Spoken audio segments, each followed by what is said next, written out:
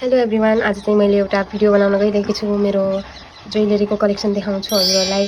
सबैले हेरेर like comment share गरिदिनु होला भन्ने म चाहन्छु। त्यही भएर हजुरले गरिदिनु होला। म देखाउँदै जान्छु अब।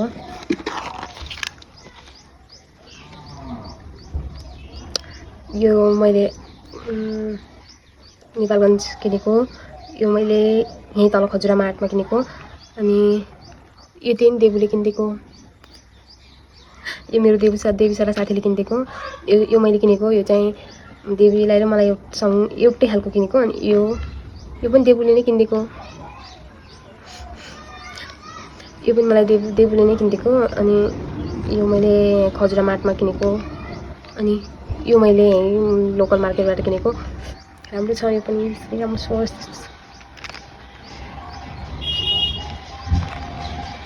राम्रो छ।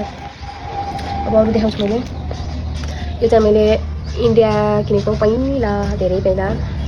एउटा भाँच्यो थियो पहिला, अनि अर्को पनि भाँच्दिएँ, अनि भयो यस्तो वाला बनाएँ। राम्रो छ है यो हेर्दाखेरि नि। अब सेम यो पनि त्यस्तै हो। यो पनि तल झुम्का थियो पहिला, मैले यहाँ भाँचेर इयरिङ बनाइदिएँ। यो पनि राम्रो छ। दिदीले दिनुभएको थियो मलाई, अब मैले लाउँछु। राम्रो छ पनि। अब चाहिँ यो चाहिँ झुम्कै छ, झुम्का नै हो। मैले यो रुपैडिया किनेको, इन्डिया रुपैडियामा किनेको। यो यस्तो खालको छ, यो पनि धेरै राम्रो छ।